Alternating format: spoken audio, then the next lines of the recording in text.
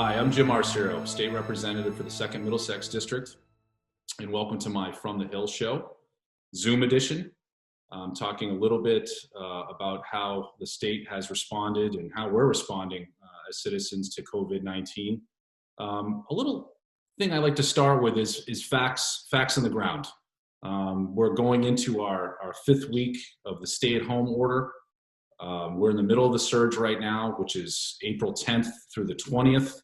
That is when hospitals are at their capacity, if you will, for patients dealing with COVID-19. Right now, there is about 30,000 people that have tested positive for COVID-19. About 5,400 have recovered. About 140,000 people have been tested throughout the Commonwealth of Massachusetts to date since we started testing.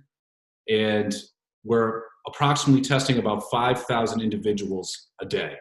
Right now in Massachusetts, a little over 1,000 individuals have passed from COVID-19. One thing I thought would be important today, I wanted to have a perspective from a medical perspective on COVID-19, how we're dealing with it. And I reached out to my brother. My big brother, Cletus Arciero, is a surgical oncologist at Emory University. And I was going to bring him in today to talk a little bit about his perspective in Atlanta, but also where he sees the virus moving, where he sees the surge happening, and how we're going to deal with it moving forward as we look towards a vaccine. I know that New York, Cleet has the Cuomo brothers, but we have the Arciero brothers from Westford. Even though you haven't lived in Westford for a few years since Westford Academy, class of 1985. But Cleet, thanks for coming on the show. No, it's my pleasure. I was actually on a Zoom call last night with about 20 of my high school classmates. And we were talking about how for some of us, it's been almost 35 years since we've been in Westford. Living in Westford. So it's, I will say it's been a very interesting time, and probably that goes the same for everybody during this period. From a healthcare perspective, just to kind of give you how hospitals and the medical footprint in a city starts to respond.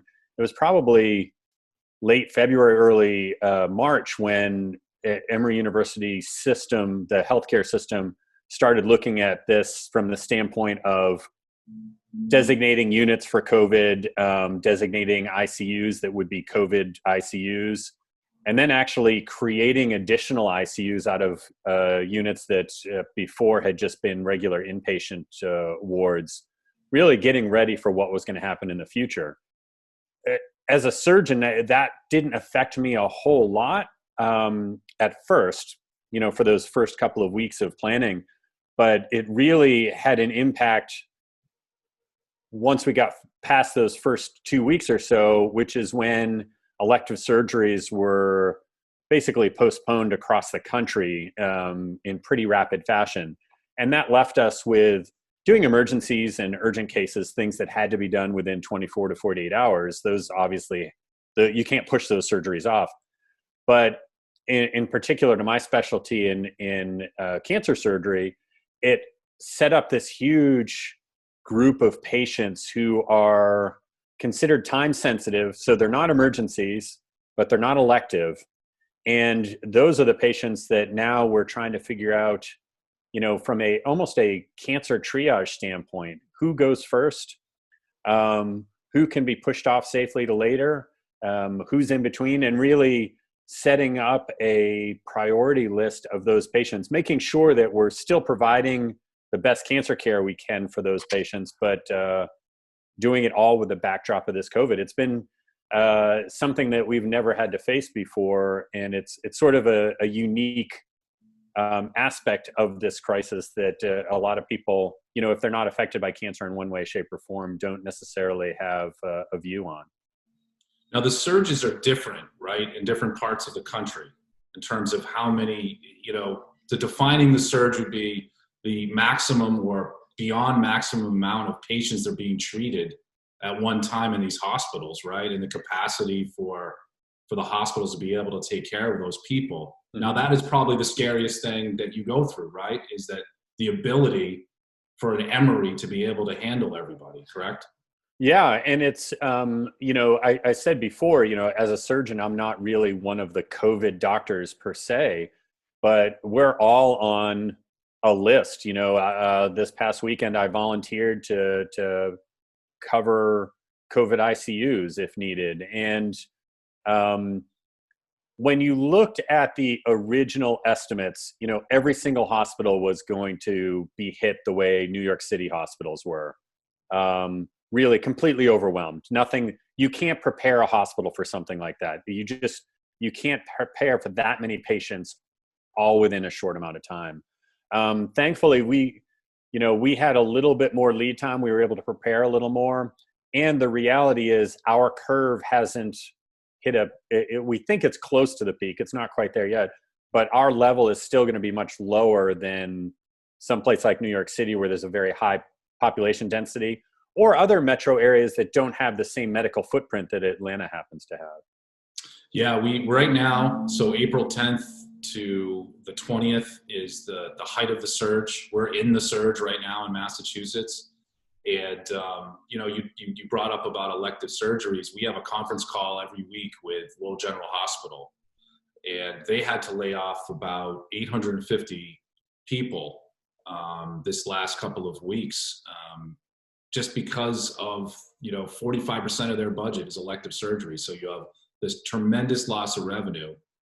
And then you have, an uptake in patients coming in and needs for, PPEs and other sort of, ventilators and medical equipment that you need to purchase in bulk, et cetera, but also just staffing, individuals that can actually be paid and work on top of people being treated that are coming in. And so it's interesting to know, Clete, you cut your teeth in medicine in Lowell 200 years ago, working at Care Ambulance, and Wang Tower in that giant parking lot where the movie theater is, Chili's, etc., is now the first in Massachusetts for drive-in testing.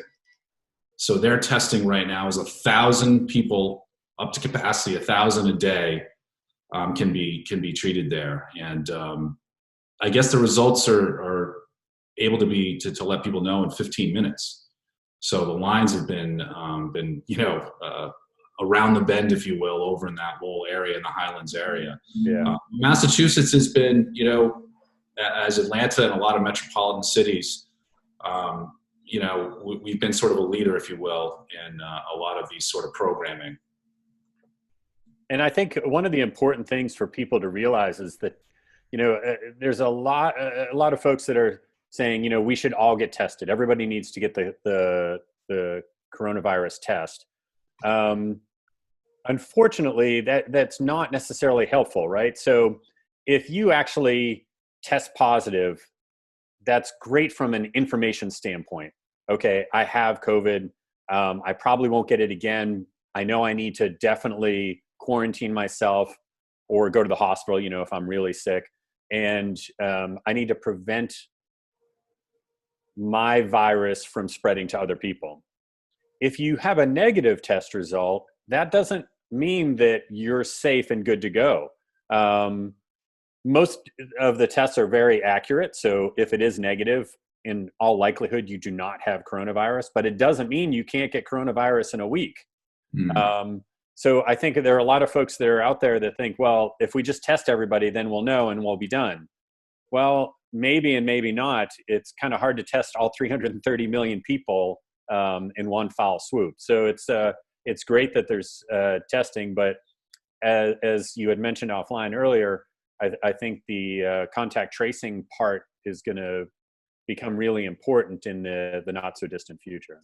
Yeah, so a little bit about contact tracing. There was a great article that I shared on Facebook and with a lot of my friends and family, etc., that was in the New York Times, specifically talking about Massachusetts. So Massachusetts, the Baker administration, which, by the way, I applaud Baker for the job he's doing, our governor. It's been, tremendously difficult to navigate, through the COVID-19 epidemic. But we're using our resources. We have a lot of, smart people, a lot of great medical people in Massachusetts, and we're getting our way through it just like everywhere else is.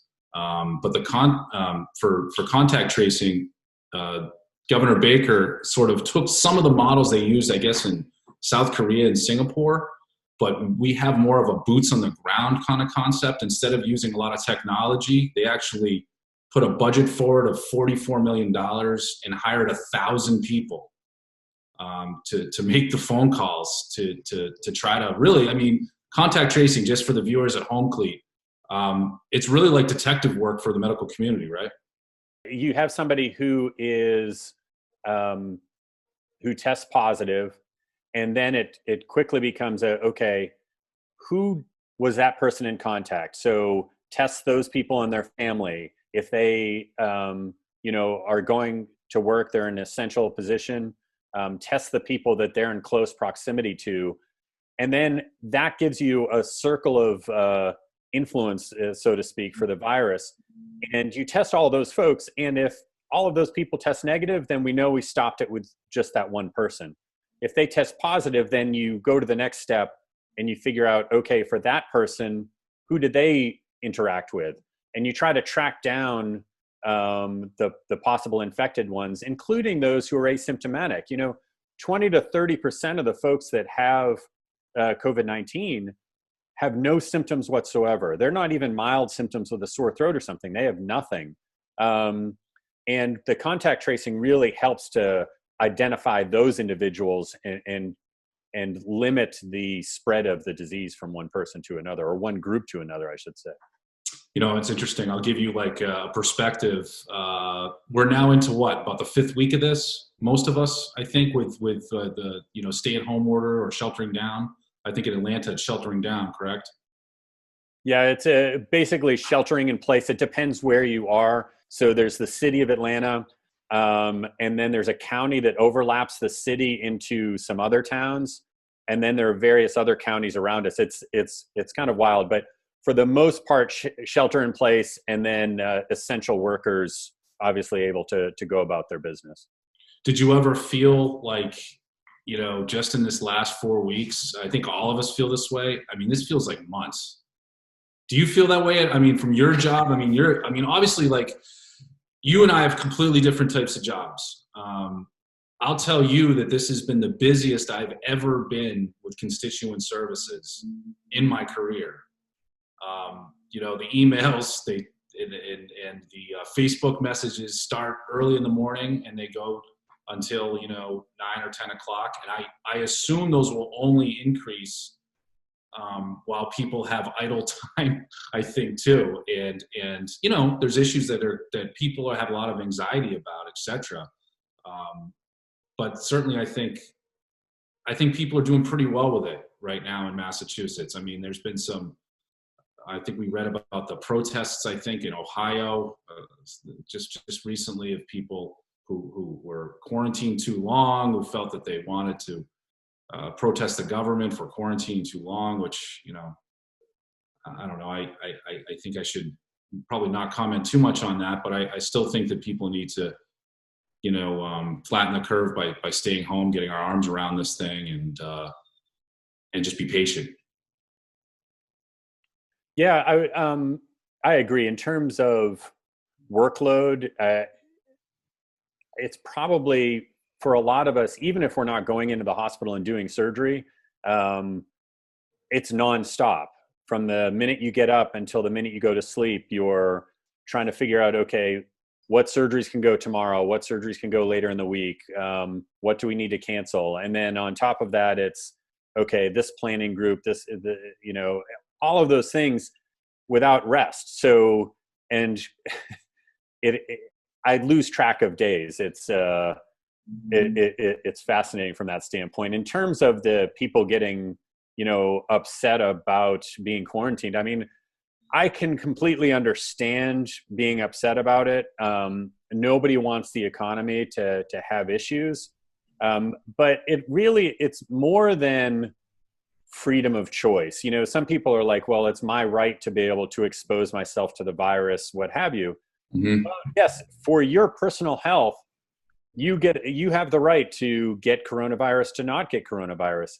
But the problem is, if you get coronavirus and you don't know it, and you start spreading it to people that are in vulnerable populations, you could be essentially killing people, Mhm. um, just so that you're able to go to the store or to the movie theater or something like that as you see fit. So I think it's for those that think it's just an issue of their freedom. I think they need to look at the bigger picture and really look at what it means to, just to get a little philosophical, to be an American, right? So being an American isn't, I'm going to do whatever I want and that's it.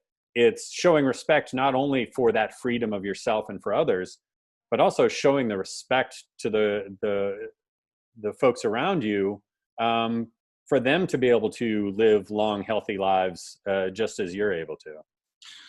Well said. Now, do you feel as though, I mean, I know you must get a lot of people must ask you all the time, all of the, friends that you have that aren't in the medical field, or they want to text you, email you, get you on Facebook, or your class of 1985 Westford Academy Zoom reunion you had. Mm-hmm. I wish I could have chimed in on that, but maybe next time. But they probably ask you, Dr. Arciero, when is this going to end? Yeah, and nobody has a good answer for that. I think Dr. Fauci has put it rather succinctly in that it won't actually end until there's an effective vaccine, so that we can get vaccinated and prevent it from coming back. Now, going through all the steps that we've talked about, the quarantine, social distancing, tracing back those that might be infected, those are all very important aspects to it. But then there's just the life cycle of the virus, and where is that going to go? And we keep trying to make guesses, right? Epidemiologists have all these different curves, and they're right for some areas, they're not so right for other areas. Accuracy, obviously, can't be perfect given the unreliability of people and this virus. So just looking at the Atlanta area, as we try to figure out when we can possibly do surgeries, elective surgeries again, or at least start to get through our time-sensitive surgeries, we look at where we think the peak is going to be. And some of the curves, it kind of appears as though the peak is going to be in 5 days. And one of the websites that I've utilized has said that exact thing for about 8 days now. So we're probably close to a peak or a leveling off spot, but the degradation of that curve could take weeks, if not months. I really think that social distancing is something that's going to be here through a good portion of the summer.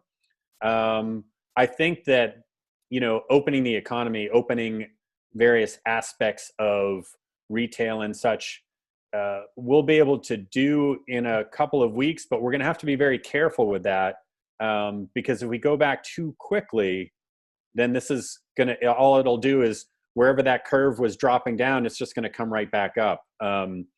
Because the majority of the population is not getting the virus, which means the majority of the population is vulnerable to getting the virus once we start lifting these rules that we have in place right now. I mean, those are some of the basic questions that people ask me as well.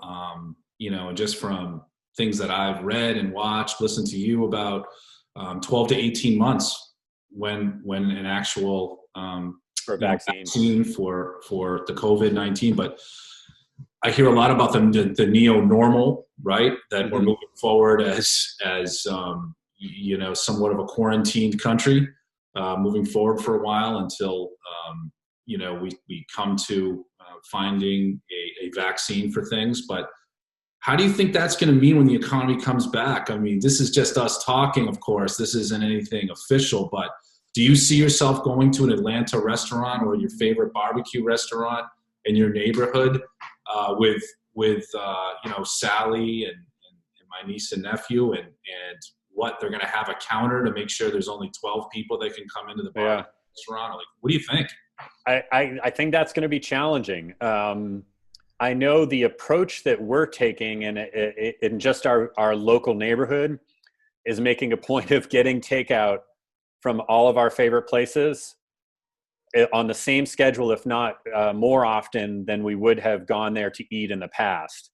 Yeah. And at least our favorite pizza place up the street, they actually have equaled their business. Now, that works out okay for the owner and for the cooks.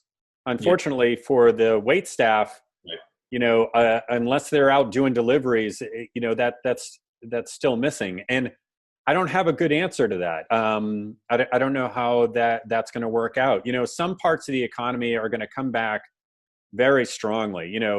From a healthcare standpoint, anybody who was laid off, as soon as they start coming back, all of those outpatient surgery centers, all the elective surgeries, they're all still waiting to be done. So suddenly there's going to be, this overloading of those systems, which is really going to push revenue for a while before it, to overcorrect and then come back.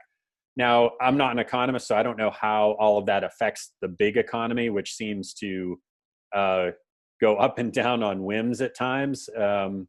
So it's going to be a strange time. I wanted to say one of the things that I think is most important about this whole pandemic is not so much, looking at coronavirus and saying, okay, COVID-19, it's only killing 0.5% of those who get infected or what have you. If you ignore that and you just look at the way we're responding to the pandemic and the lessons we're learning, how the states and the federal government are learning all these lessons, healthcare learning lessons, I think it puts us in a good position so that when a worse virus comes along sometime in the future, whether that be 1 year, 50 years, 100 years, what have you, maybe we'll have a better approach to it and a better idea of how to work through it than we did for this one, having been over 100-year gap since the last major pandemic. I mean, I agree. I kind of feel like politics moving forward, when we do get out of this, and I'm optimistic we will, and things will come back to normal when we get to the other side of the mountain eventually.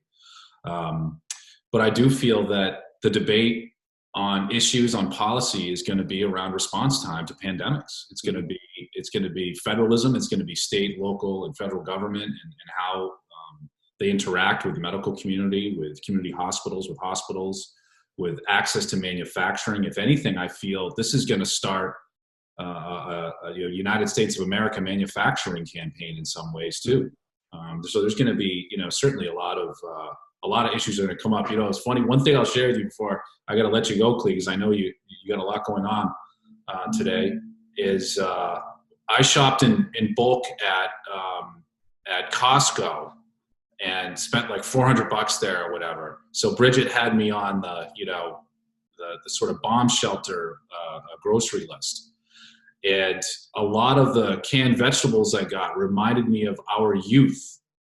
So for all the people at home, I don't think we saw a real green vegetable from Mom probably for about 10 to 12 years of our lives. I forgot that all the vegetables that we grew up with, peas and green beans, Clee, were pale green. And I started to have some of those this last week. And you know what? There's a little bit of home to them. There's a little nice feeling with all the sodium and the water that's in there. Remember those peas? Oh, yeah. You probably never even liked real green beans after that. You were so used to the sodium-filled ones. But there was your bomb shelter classic. That's my only connection I have with old school Westford with you today, because I know that we've taken enough of your time. No, it's been great getting to chat about this stuff, and maybe we can revisit this in a month and see where we're at. Yeah, we will. Well, listen, thank you, Dr. Arciero, for your insight. I really appreciate it. It really gets a really interesting perspective on things to hear it from the horse's mouth and people who are boots on the ground. So I appreciate it. Thank you for watching today's edition of From the Hill, the Zoom edition.